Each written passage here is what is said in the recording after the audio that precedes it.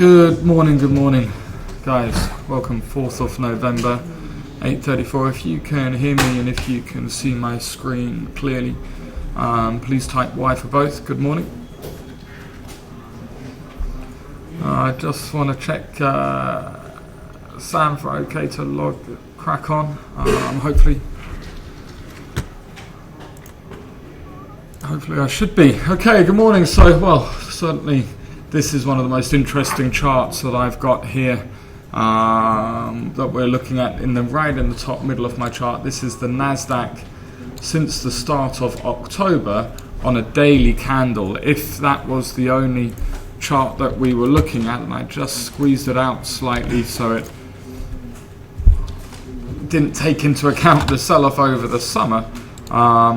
Just looking at that with a fresh pair of eyes, assume you know nothing, assume you've not read the news, assume you've not been involved in the data, and think honestly about what is that chart telling you?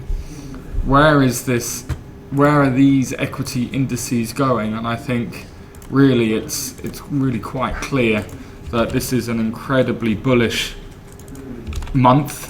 October has been a record-setting month, and it doesn't look set to end. Certainly on the Nasdaq, it's incredibly interesting.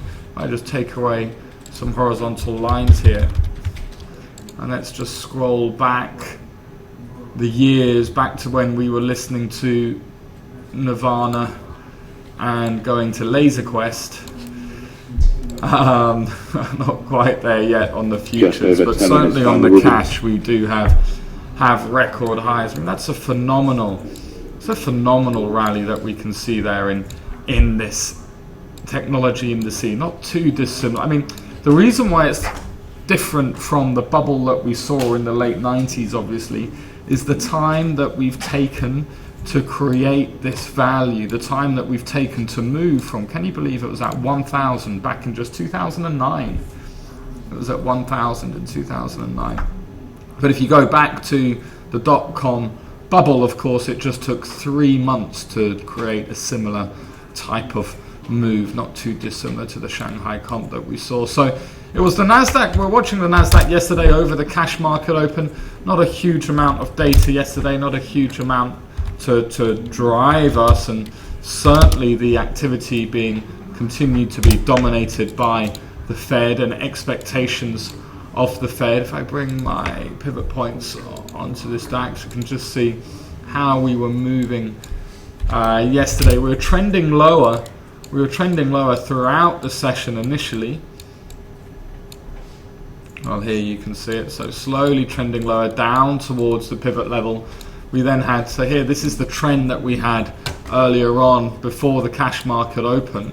Not just in the Nasdaq, but obviously S&P as well. European equities were also, it's the worst trend line you've ever seen. European equities were also trending lower throughout the session, just taking off some of their recent value. But then after that cash market open, we didn't get quite down to the pivot point.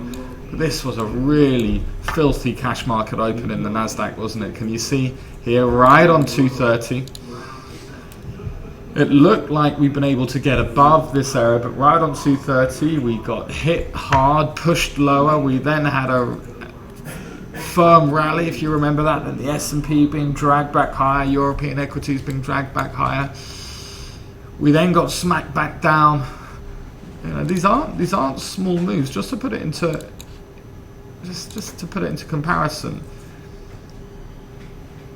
Here, this is like, it's 0.3% move per 5-minute candle, right? 0.3% move per 5-minute candle. So it's not insignificant by any means whatsoever. If you're having sound issues, I'll be posting this on YouTube as soon as that briefing is done.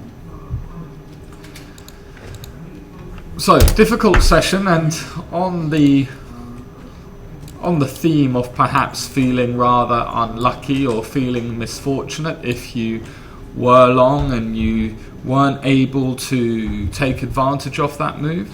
Let me just take my mic off. 1 second.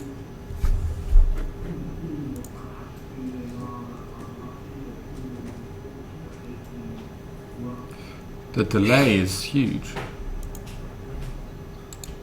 Okay, mic back on. If you were feeling perhaps unlucky or that your timing was out, well, spare a thought for Bill Gross. Here's an interesting article looking at today's FT on luck, and saying that even great investors can suffer bad luck. And this is talking about George Soros. Of course, George Soros backed Bill Gross as he moved from his old firm PIMCO onto his new firm, and since doing so, he's actually had a terrible year. Now, this is quite interesting in terms of the psychology. The psychology of trading and the psychology of using your experience, because obviously Bill Gross, as we know, in the last year has started a $200 million lawsuit against his old firm, and perhaps that means that something's weighing on his mind. Perhaps that means that something's weighing on his mind and preventing him from being able to see markets as clearly as possible. One moment. So on the subject of luck, as I was saying, it really does depend, and I'm sure you guys know this as traders, what else you have going on in your life. And certainly, I've seen some real reversals of performance. The best trader that I ever knew, based in New York now, he had 10 years of consecutive up months. He started then a hedge fund of his own, and of course myself and other people who were able to all invested behind him, put money where our experience of his trading was, and for the first year actually it was going very well. Excellent performance, and very, very capable trader. He then had his funds frozen because of the MF Global scandal. John Corzine, if you might remember, really taking liberties with investors' money in order to invest in Greek government bonds. What a good decision that was. But when he came back to the market, when those funds were refunded, well, actually before those funds were refunded, he went through a different clearinghouse in the end. He never had an up month. So for 10 years, he never had a down month. And he came back after the mental stress of the MF Global incident and never had an up month. And I think this really does, go to this first quote here by Napoleon. Napoleon felt Napoleon felt about his generals that plenty of them are clever, just give me the lucky one. Give me the person on form, give me the person that's able to see things clearly. Could you log them into the new room, guys, so they could hear me? The new room in here?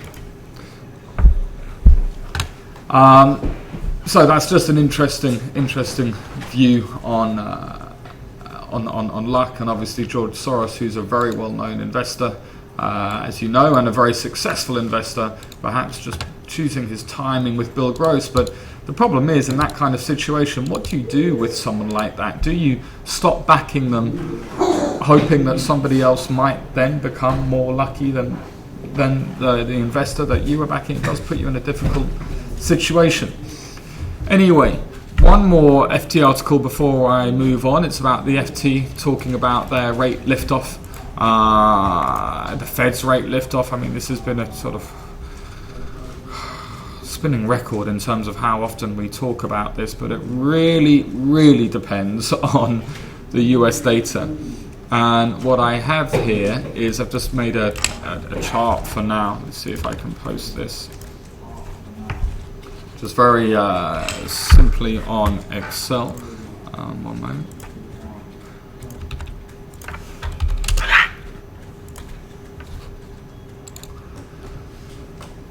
Okay, so ADP versus non-farm payrolls. If you can't see this chart, you'll see it in the recording, obviously. Furthest to the right are the latest figures. What you're seeing here is the ADP reading, which is in the orange, the ADP reading, which is the blue, the NFP reading, which is the orange, and the difference between the two, which is the blue. First of all, one clear thing that you notice is that the ADP and the non-farm payrolls have really flatlined since earlier on in this year and at the end of last year. We were looking at way higher numbers than than we were expecting. Now, we were looking at the 300,000 marks in non-farm payrolls, and that's absolutely not come through. But what I wanted to look at mainly was the difference between ADP and non-farm payrolls, and it has been, those numbers on the left are not pointing in the right direction, but it used to be that you couldn't really count on ADP for a clear indicator of where we were heading. But actually, recently, the difference has been quite, well, it's been a bit of a mess, but it's not wildly off. What I'm trying to say here is ADP is rarely wildly off. More often than not by about sort of 50 to 80. But when you're talking about numbers of 200, then that's significant to know whether the Fed are going to hike or not from this employment data. So what I'm trying to say and conclude is, take into account this ADP that comes out today. That's obviously the main news coming out this afternoon, the ADP employment change as a precursor to non-farm payrolls. It's expected at 180. But even if it comes out at 100, or even if it comes out at 250, that doesn't necessarily mean that the non-farm payrolls number isn't going to come out at 180. So just to bear that in mind, it's important, but it's not acutely accurate. However, it's going to be very difficult for us guys, really, because it's, the market's desperate for any kind of indication of what the Fed might do. And so if this comes out much stronger than expected, just the dollar strengthening trade is an absolute dead cert. US composite P&I coming out as well, 245, and then US ISM manufacturing at 3 o'clock. So it is going to be a packed day. Then before, we've got 3:30, the DOE oil inventories. Apart from the oil data, all of this data this afternoon, trade balance, ADP employment, PMIs, non-manufacturing, are what the Fed are desperate to receive and what they are going to be using for their December decision, along with Friday's payrolls. And that's what the market's going to be using as well. Looking at how these assets have moved, it really does look like we are pricing in a strong likelihood of a December hike. And I'm with Piers on this. I don't doubt that if the data's very good, you will get a December hike. I don't doubt that, and I'm fully on board on that decision. But we don't know whether the data's going to be very good yet. So to me, there is a mispricing, and there will be a very good opportunity should the US data start to disappoint. Have a look at the dollar, have a look at gold, T-notes, they're all pointing towards a lift up, the higher chance of a lift off this year. Whereas I think actually, if you look at the sort of numbers that the Fed would have been looking at so far, there's much less reason to hike now than there was throughout the year. The only reason being, perhaps they're not so worried about the rest of the global economy, but it's not as if those indicators have been particularly strong either. Okay, guys, I'm going to leave you to it. I'll be talking to you in the room directly now. As I know there's been a couple of mic issues. I'll speak to you later. Have a good session. I'll see you in the room.